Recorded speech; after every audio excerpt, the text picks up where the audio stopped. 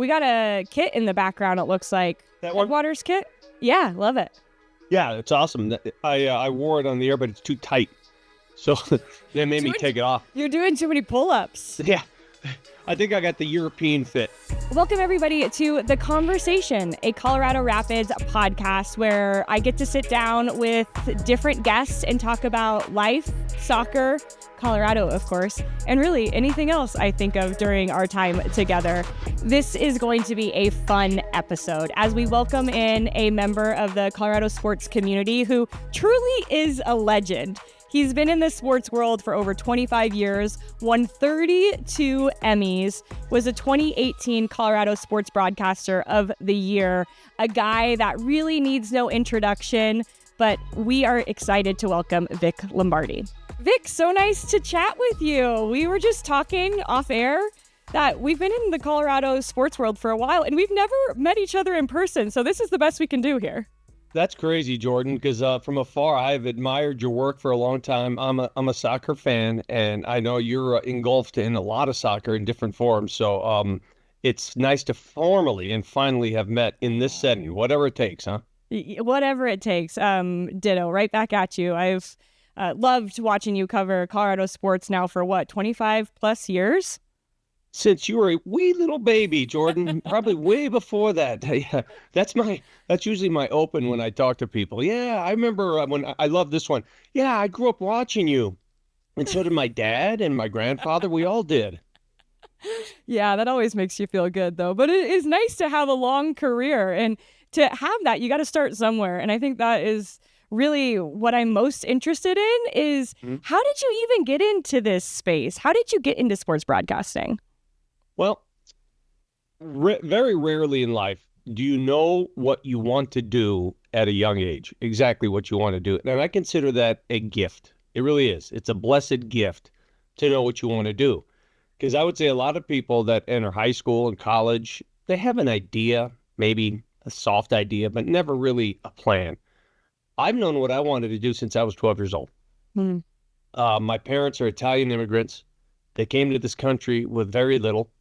And I didn't speak English till I was 6, 7 years old when I was in first grade with Sister Rita at Holy Family Grade School. And my assimilation into this country was through sports. My mom and dad worked several jobs, and they would drop me off at football practice because they were cleaning out Horace Mann Middle School in North Denver, and they were practicing football. And I'd sit there and watch the kids, and I'd say, man, I want to play that game.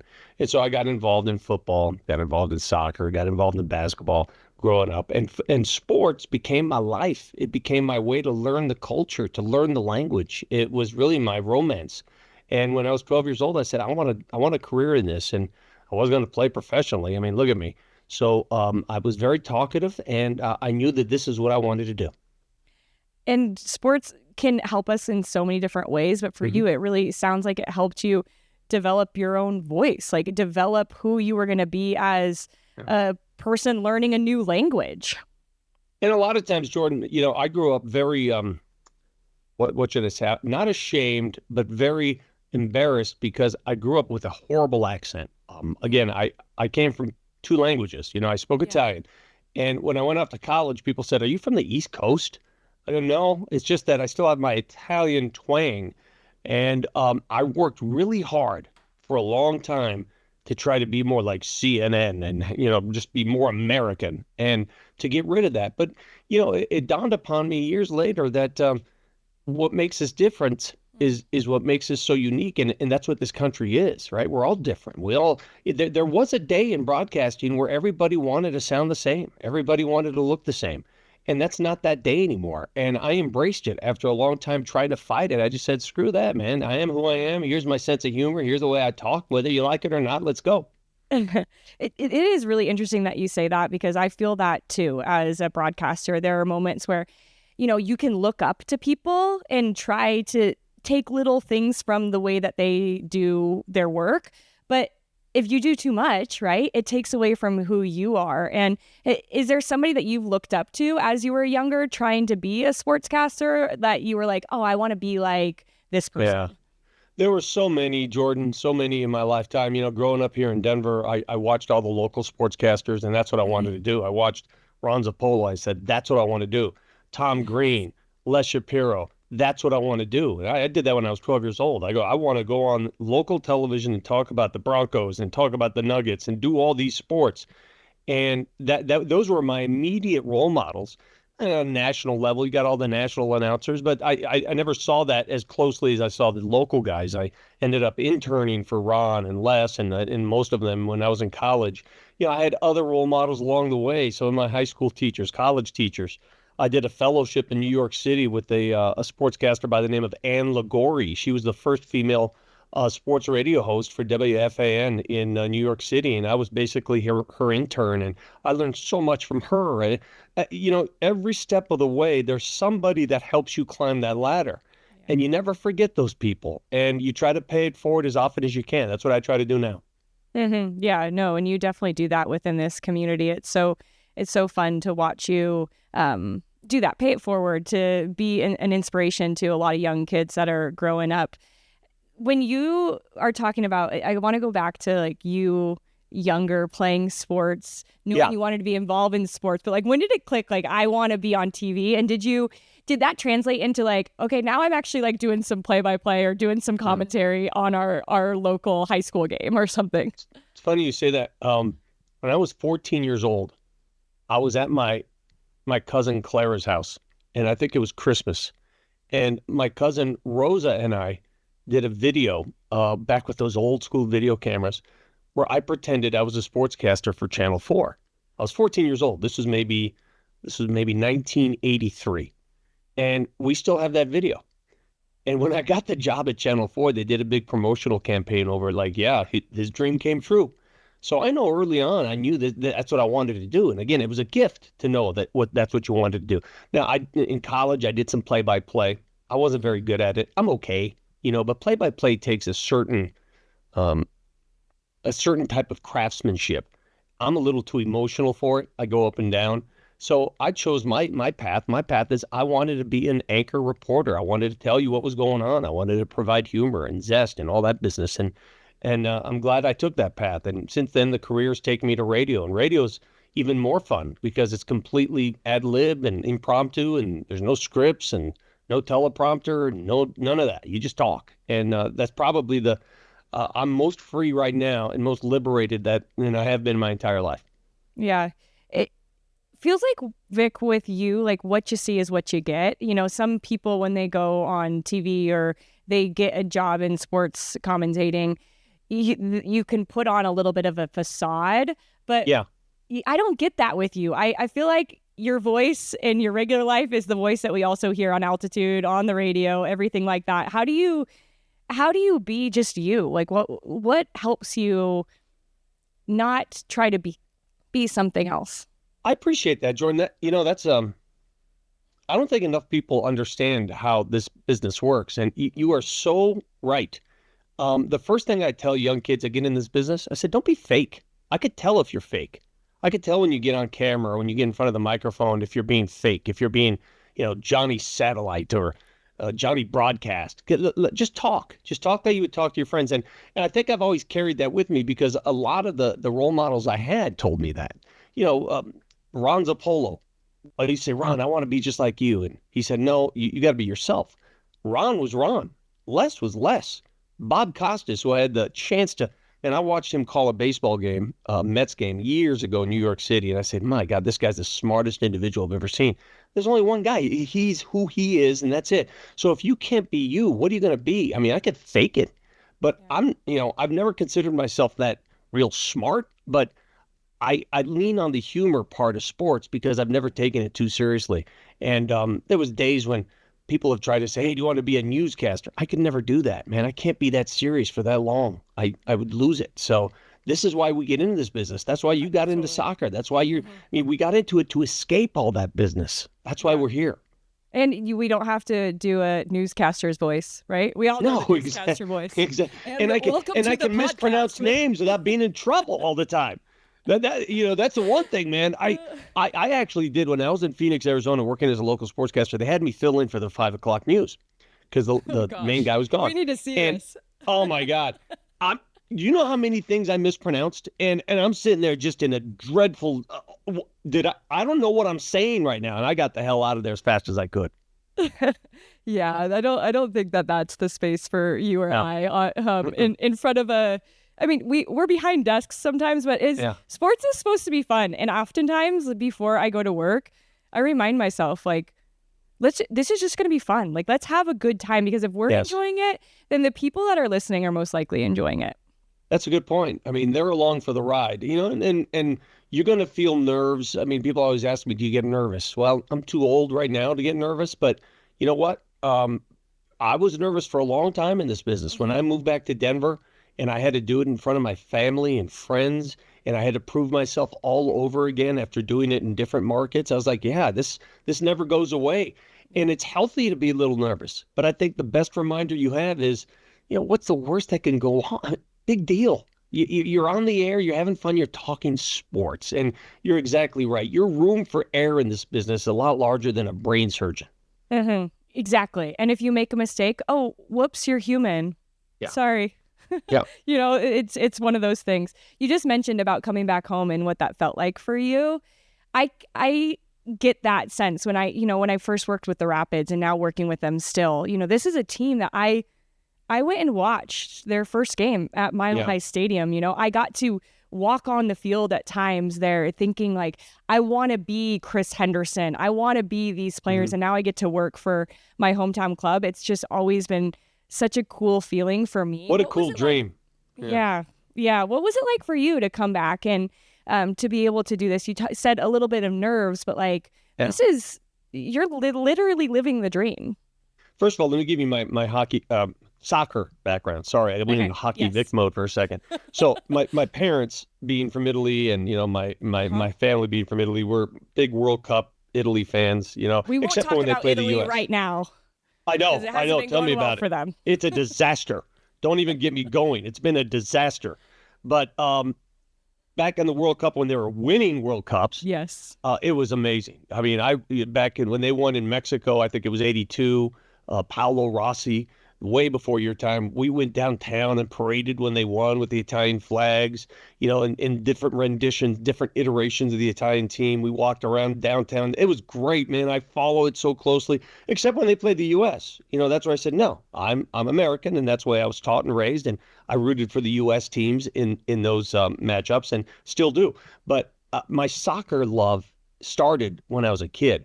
And growing up in Colorado, there was a team called the Colorado Caribou. They were a professional team, and I remember going to a couple of their games. There was an indoor team called the Avalanche, believe it or not. They were called the Avalanche before the Avalanche of hockey. I remember as an intern at Channel 4 going to cover some of those games, and I was so into the sport. My uncle played. I played in high school.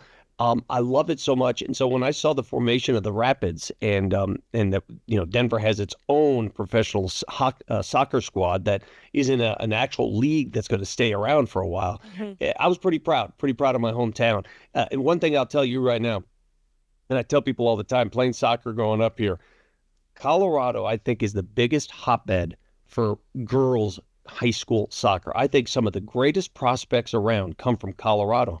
And I can't put my finger on it. Maybe you can tell me. Why is Colorado so good at producing soccer players from high schools here? Yeah, I think in general, there is a grit about athletes from Colorado, male or female. I think of Cole Bassett, Ollie Larraz here playing for the Rapids. But then I think of Lindsey Horan and Mallory Swanson and Sophia Wilson for the women's national team. And I can list a lot of other players. There's just... living and growing up in Colorado, you experience all the elements and you do it all at altitude. And I think that you have to be gritty and you have to really want it. And I think that is one of the underlying things that I've noticed about athletes from this state, especially soccer players, is they got a little extra to them, which we like. Maybe it's a lifetime of training at altitude. Maybe that's the key. Right out of the womb, just start training at altitude. Yeah. That's what we got. Get a little less oxygen to the brain, maybe, right? As you're huffing and puffing for... But your original question about what's it like covering the sports that I followed, I mean, it's surreal at times, right? Because I was a Nuggets ball boy when I was a kid. I was a ball boy for the Nuggets. McNichols?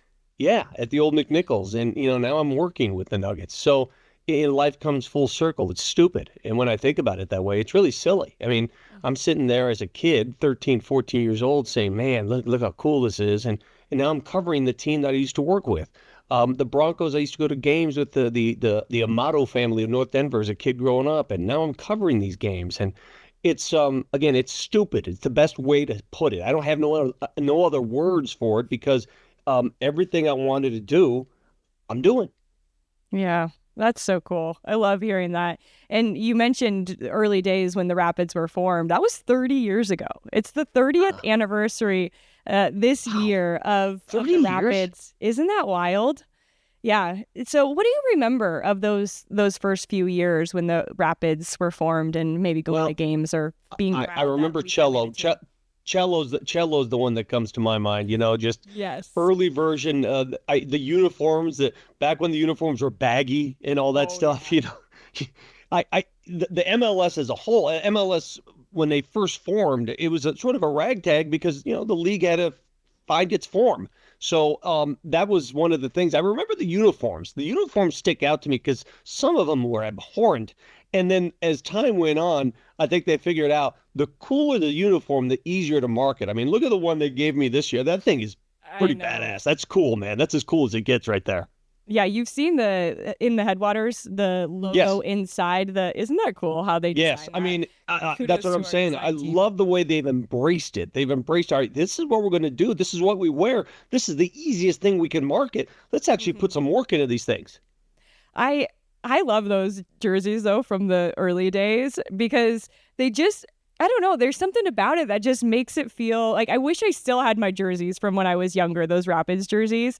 Because I don't know, it's special being a part of something brand new. And you were really covering not just the Rapids, but the Rockies had launched in the early 90s. The Avalanche launched in the early 90s. What was that like being in Denver during that time with just this hustle and bustle of new teams sprouting up? That's a great point because when I grew up here, an 80s child, it was really the Broncos ran the show. All right. The Broncos put Denver sports on the map. When the Broncos made the Super Bowl in 1977, most people in the country were like, where's Denver? Oh, okay. I know where Denver is now. And then Elway showed up and they started going to more Super Bowls and it became a prominent sports town. And because the Broncos were so successful and the town started to grow and the Nuggets had some great years in the 80s too. All of a sudden, other sports started to evolve. We got baseball, we got soccer, we got hockey. And now it's become, as we look back upon it, the 80s compared to this is, in my opinion, I talk about it all the time, a top 5 sports market in the country. Oh, I love that. I challenge you to find 5 other cities that can compete with Denver on all the major sports. I don't think you'll find it. The sports that have thrived, sports that have won championships, sports where there are parades, there are fans, and they're all at the top level. Denver, we are spoiled, and I never take it for granted to be in this sports market. Yeah, we are really spoiled. And you've gotten to cover, you just mentioned that last 15 years, pretty much every major sports team in Denver has won a championship. And you've gotten to be there for all of these. I wanna know, because you are such a soccer fan. Do you remember that MLS Cup and what sticks out to you from when the Rapids won that year? I remember watching, who was the player that tore his knee up in the game? I can't remember his name. He tore his Omar? knee. Whoever it was, I'll never forget saying to myself, this guy sacrificed himself. It was a weird play right along the goal line, and he sacrificed. And I'm like, oh my God, his knee is ruined. And they go on to win the and I'll never forget that moment because this guy gave up his body essentially for the team to win. That was a Cinderella year, man. That was cool to watch. It was almost like the Nuggets where all of a sudden these guys they're champions. Like they came out of nowhere. I mean, they were good, but deep in your heart, you never thought they'd win it all. Well, they won it all. That's what it felt like to watch that first time. There was in that year when the Rapids won, it was like a lot of low scoring games, like 1-0, right? And it was Kanji who had that play. Yep. And I went to the Western Conference final here, and then the game was in Toronto. So it was like this terrible freezing cold game. But talk about grit, right? That's what Colorado's about. Like, you count us out and we're going to find a way. Nuggets, Avalanche, Broncos. You've gotten to live through those as well. Sure. We gotta get some stories here about what have you experienced that really sticks out maybe in some of those championship runs? Well, I'll give you a couple, but you mentioned one thing that they all have in common. We in Denver, we still have a little bit of a inferiority complex when it comes to sports because it's Denver. It's still a flyover city compared to the East Coast and the West Coast. The coast look at us and say, hey, you're in Denver. So we're always out to try and prove ourselves, right? In whatever sport. The Rapids, they got to prove themselves to the rest of the MLS. The Nuggets in the NBA, even if Nuggets have an MVP, that 3-time MVP in a championship, they're still trying to prove themselves. Mm-hmm. The Broncos are really the only team, when you look at it on a national level, we're like, yeah, they belong. Everybody knows. The rest of the teams have to keep building and proving. When I was with the Nuggets in their championship season, my favorite story from that year is, okay, they beat the Miami Heat 4-1 to win the NBA championship. Yes. But that championship was won in the series before that. That championship was won when they ousted the Lakers in 4 straight. And I'll never forget flying back from L.A. on the team charter. And normally, you have another series to play. You still got to win a championship. You got to play another team. And this team was very serious. Nikola Jokic, they're very serious about that. They don't mess around. I could sense it on that plane just by the way they were celebrating and the way they were reacting. And things that were said and done, they knew they were going to win the NBA championship before they even played a game. And I knew it. I said, this is over. I could just tell. They've already slayed the big one. They beat the Lakers in 4. They beat the Western Conference opponents. They're going to bury Miami. And they did. Wow. What a cool experience, too, to be in those situations where you're on the team charter and you're with them in all of the moments. Let's stick with the Nuggets because they have been just so fun to watch over the last few years. I remember going to games like 5 years ago because a friend of mine is a play-by-play for the Memphis Grizzlies, and he would give me tickets, and there would be like dozens of people there, right? Now you can't get a ticket to these games. Who has been your favorite player to get to interview with the Nuggets over these last few years? Well, I mean, clearly everybody likes to interview Nikola Jokic because you never know what he's going to say, right? And I have all the respect in the world for a guy like that. And you run into a lot in soccer, right? Guys who are foreign-born, who don't speak English, who have to learn it right on the fly. It amazes me that he is able to speak and communicate as well as he has, not having spoken this language growing up. Because when I go back to Italy was my first language. It's my first. But I go back to Italy and I try to communicate with those people, and they're like, what the hell are you saying? Who is this weirdo? It's just so hard for me to gather my thoughts in Italian again after speaking English. So for these bilingual guys, like for Joker to make jokes in front of a microphone, I'm always stunned by that. I was like, that is really cool, man. Mm-hmm. That's an amazing depth that these guys possess to be able to speak both languages and have fun in a second language. That's number one. There's players that come and go that I've always loved covering, so it's hard to pick one. This is the best Nuggets team of all time, the one that we've seen over the last 3 years. They've produced the most wins, the only championship. So these are guys that I'm always going to remember as the best. When I was a ball boy here in the 80s, my favorites, my role models were, Alex English and Dan Issel and my buddy Bill Hanzlik. Those are the guys I grew up loving. But this classification of Nuggets, these are the best that they've ever been. Mm-hmm.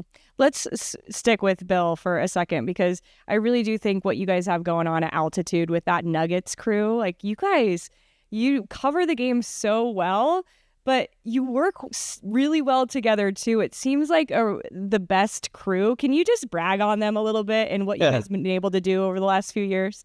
Yeah, Bill Hanzlik, Chris Dempsey, Katie Wingy, Chris Marlowe, Scott Hastings. I think we just all love basketball. That's what it comes down to. I mean, everybody has a say everybody's had a hand in the game. I mean, some of these guys have played it. Katie certainly has. Bill Hanzlik was a guy who not only played in Denver, but he coached in Denver, and he still lives in Denver and has a passion for the game. So I think it goes back to what we talked about at the start of this interview is we're having fun. I mean, it's just sports, right? You're having fun.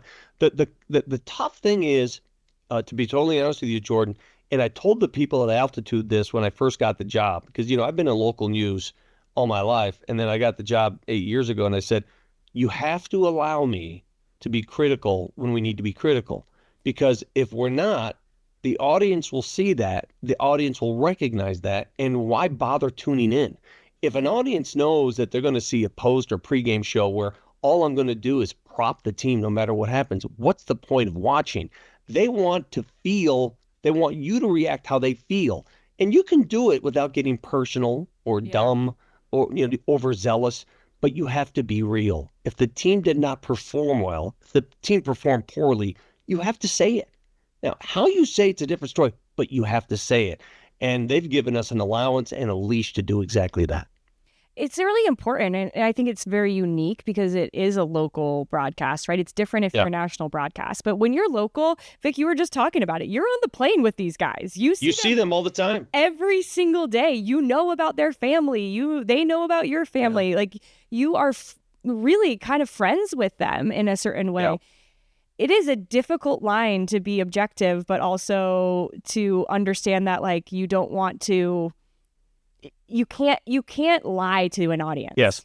Early in my career, you're so right. Because early in my career, I was younger, obviously, and I was more friendly with a lot of the players. I'd go out with some of them. I'd, go to restaurants and visit with, growing up here and when I was in my 20s and 30s and I got in the business. Now I make an effort, I talk to as many players as I can, but there's a line you have to form a line. And you got to stay on that side of the line because, at some point you got to say something they may not agree with, or you have to hold an opinion that they don't hold. And that's just the way it is.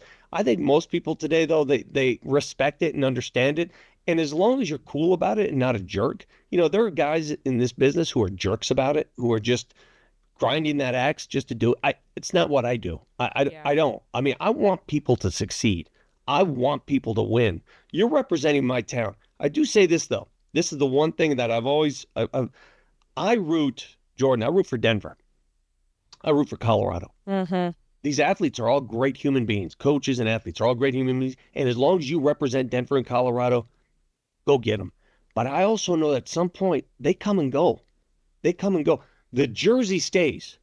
The city stays. The team stays. The people who wear those uniforms, they come and go, and they're not going to be here forever. So my heart and my sensibility, my loyalty is always to the team. It's a team game, and that trumps everything. Yeah. I like that line that's kind of the line, right? Like, if you're in Denver, then I'm going to root for you. And I think that is a really... underlying, I feel the same way. I've been in those shoes, right? I've been where people are critical of me, not to the space now, right? Where you can just go online and just say whatever you want to say. Well, it's crazy now. All bets are off now. All bets are off. But I think if you live in that space of like, this is authentically me and I want people to succeed in general, but more than anything, the people that I'm covering, the people that are representing our state, our city, our teams, we want you to do well, and we're not here to be overly critical, but I do think that there is a part of your job that if you weren't truthful, nobody would be tuning into you every morning to listen, right? No doubt. And there are those in this town who have to treat it a little differently. There are beat writers and there are folks who have to be objective, and they're not fans, right? They say, I'm not a fan. That's not me. Let me tell you why. Again, being born and raised here, you're from here, you understand. Yep. When the teams do well, when they do the ultimate and win a championship, is there anything better than that civic pride, that community, parades, get-togethers? Is there anything better when you can look at a neighbor that perhaps you have nothing in common with? You don't ever talk to this person, but my God, you got something now to cling to. You both have something in common, and that's your team. Whatever it may be. That's the beauty of sports. That's why it's so important in community. And that's why it bothers me so much when some transplants come here with their loyalties to the teams and the cities they left. I'm like, hey, man, you're in a new place now. We live here. These are our teams. I live right next to you. We pay the same taxes. Our kids go to the same school. Don't you want to partake in this?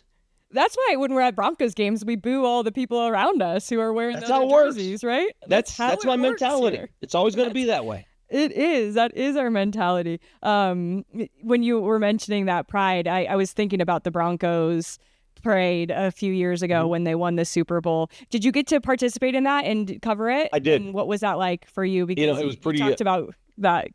It was very special because when I worked for Channel 4 for all those years, we were closely related to Broncos coverage. I did a bunch of Broncos shows, clearly, so I knew the front office, I knew the coaches, I knew the players. And after that parade, or I'm sorry, after the championship, we came home, and I told the Broncos, "Hey, I want to cover the parade, but I want to do something a little different. Can I get on one of the trucks?" So we got on one of the fire trucks, and I got to bring my daughter with me, and she got to sit up there. At the time, I think she was like 10 years old. So she got to sit up there with the cheerleaders, and we were on the truck. It was the coolest perspective ever, not just at the parade, but being on the fire truck as you watch all the fans. And I got that chance again with the Avs parade and, of course, the Nuggets parade. But again, when you look out there and you see your neighbors, you see your community, and you all have one thing in common, and that thing is this team in this moment ain't nothing better. I got to do something similar to that, and it is so special. When the U.S. Women's National Team won the 2019 World Cup, I was covering them within U.S. Soccer, and I got to be a part of the ticker tape parade. Oh, how cool is that?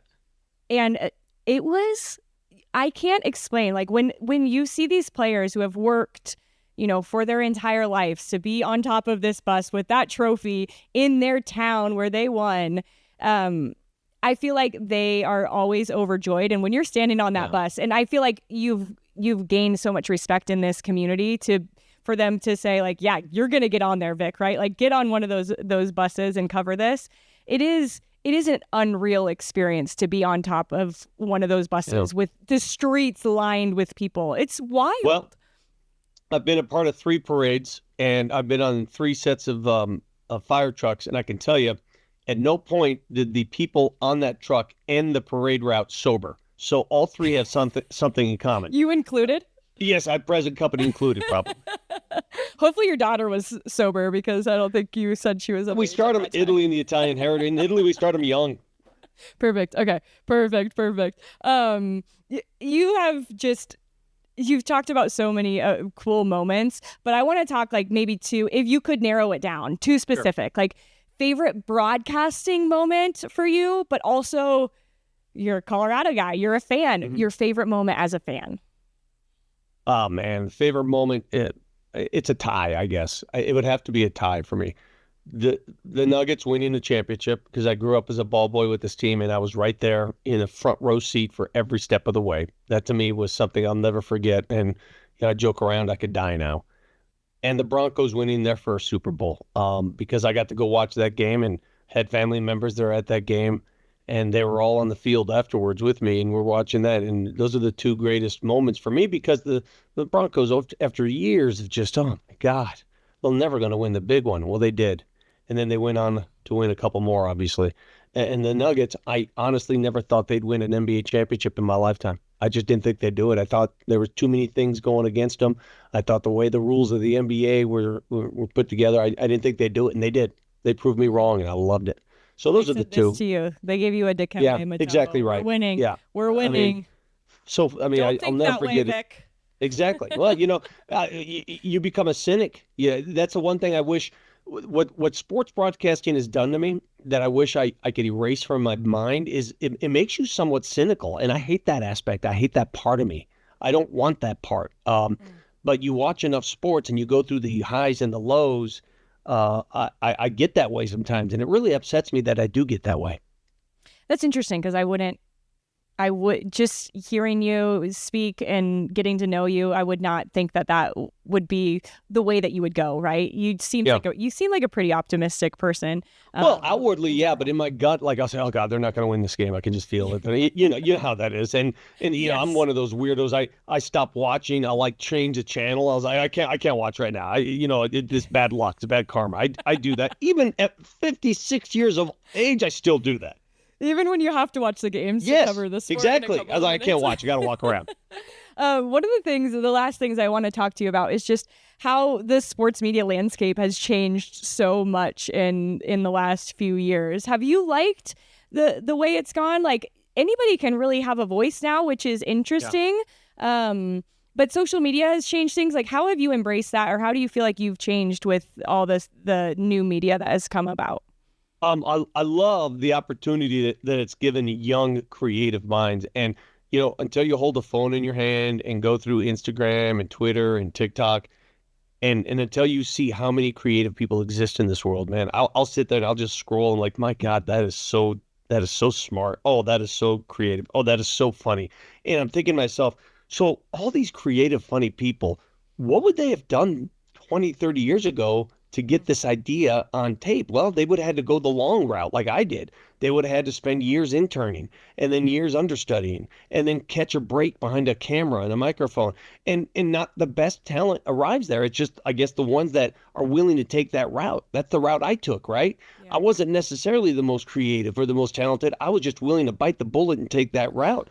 Today, there are people that instantly, I mean, watch this, and they put it on their camera and they become stars overnight, and rightfully so, because they're really, really well schooled at this. So that's a part that I'm awestruck by that. I really am. I love the reason why I really went deep into social media. I did as soon as I saw it. I'm not one of these oldies who said, "No, I'm not messing with that." I went into Twitter and I'm trying to do my best with TikTok and Instagram. Somebody hacked my TikTok account. I had to start a new one. That really ticked me off. But anyway, TikTok off? Yes. Someone to say? Exactly. I delved into that, Jordan, because I love getting ideas from young people, because that's where usually they come. Youth. The fountain of youth gives you ideas. And the only way you stay sharp in this business is to keep learning. I'm 56 years old. I've been in the business for a long time. I learn something new every day. And when you stop learning or stop being willing to learn is when it's time to get out. I still love learning. I did learn something about you from your social media. Your whole bio on Instagram says most punchable face in Denver sports media. I don't feel like you're that punchable, but who wants to punch you? Like, how many people out there want to punch you? The one thing I wish I could change about myself is I have a pretty thin skin when it comes to critical exchanges on social media. I go right back at people, and I shouldn't. Every time I tell myself, all right, just don't. And I just do. I'm a combative personality. And so I'm sure there are a lot of people out there that would like to throw a couple punches, and rightfully so. And that's just why I've gone that route. It is what it is. When you're my stature, you want to fight like a chihuahua, but you don't pack much of a punch. So I do it via Twitter. Oh, maybe it's the Italian in us, you know? Yeah, could be. It's a little spicy. Hey, and by the way, your last name, Angeli, right?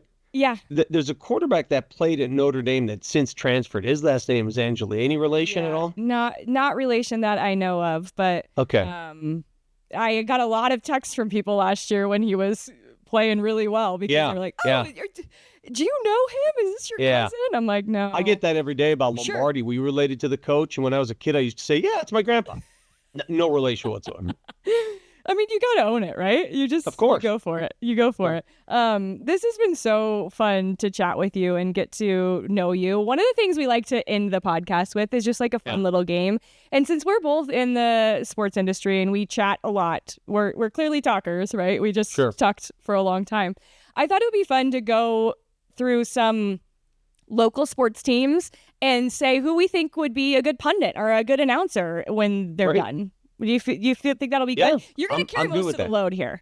You're going to carry most of the load. I'm going to do the Rapids, and you're going to do Avalanche, Nuggets, and Broncos. So let's start with the Avs. Who do you think would be good in commentary from the Avalanche? Eric Johnson is going to be a star when he decides to get into this field. He's going to be not only good, he's going to be a star at this. Mark my words. Eric Johnson, EJ.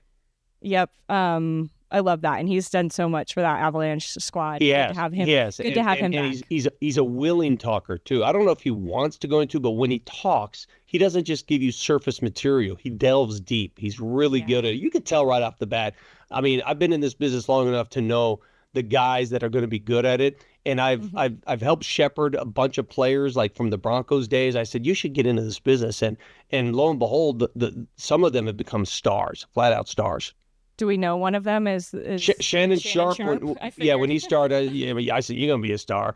You're going to get, I told Terrell Davis, I said, Terrell, you don't want to do this, but one day you're so well spoken, you got to get into it. So he went down that road. There are so many dudes that, again, once you give them the opportunity to do it, they can do it and do it well. The question is how engaged do they want to be? How committed? Because this doesn't exactly pay athlete money, right? It's not that kind of pay scale.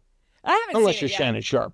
I haven't seen it yet. I know. Yeah. I love Terrell Davis. You just mentioned his name, and gosh, I love that.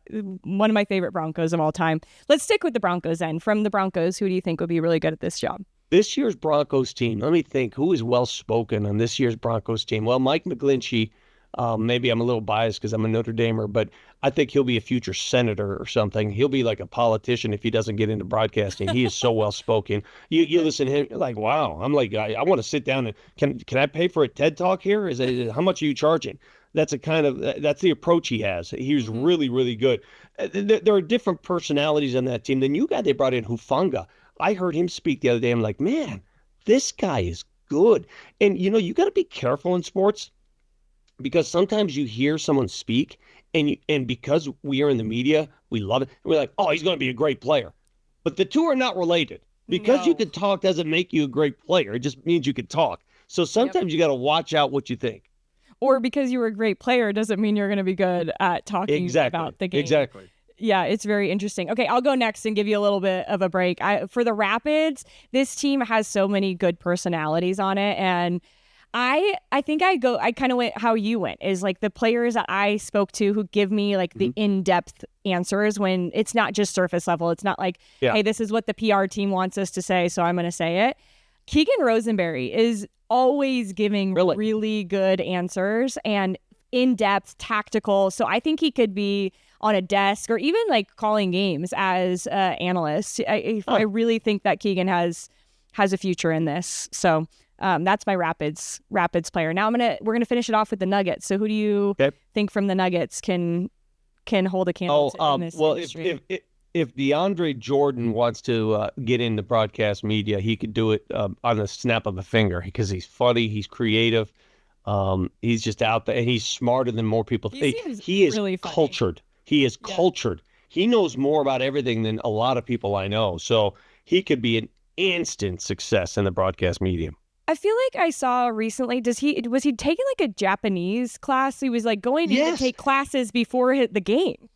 He got like a graduate degree from an East Coast Ivy League school and something. I forgot what it was, but I said, "What are you doing?" But it was something really interesting. Yeah. Right, he was like on a cooking television series, chef series. He's eccentric. That's the best way to put it. He's an eccentric DeAndre Jordan.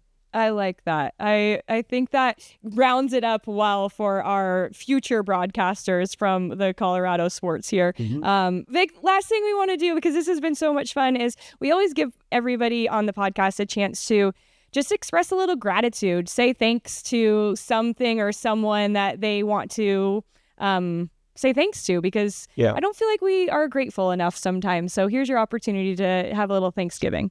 Thank you for the stage. I appreciate that on that. I just, what I want to thank? I want to thank all the good people out there who understand what we do for a living and don't take it too seriously. It's sports. It's supposed to be for the love of the game. There are so many serious things that are going on in the world, and that's for a different channel. It's for a different medium. It's for a different platform. What we do is an escape for all that. For those of you who understand that and comprehend that, I thank you. I really do. And I want to thank also, I've been in this market a long time, and there's been a lot of people that have been near and dear to me and my journey, and I want to thank every single one of them, especially my teachers growing up, and those of you who have been longtime Denver natives. You've seen this city grow, and I love growth. I really do. I poke fun at some of the changes and the transplants and all that, but the fact that we're a growing city and people want to live here, that means we're doing something right. Yep, we are, and you're doing a lot of things right, Vic. It's been so nice to chat with you. What a fun conversation, and a really fun way to get our second episode of the conversation back up and running. I've been your host, Jordan Angeli. Thank you, Vic Lombardi, for joining us. As a reminder, you go across all Altitude Sports family of networks. You can listen to Vic every morning, right, Vic? You're on the radio every morning on 92.7. My daughter the other day goes, "Hey, what radio station you work for again?" I go, "My gosh, it pays for your college. Figure it out." That is hilarious. Well, you can watch and listen to Vic there. Also, make sure you like, subscribe, and rate Colorado Rapids Podcast wherever you listen to podcasts. And stay tuned for our next conversation here with the Colorado Rapids Podcast. We'll see you guys next time.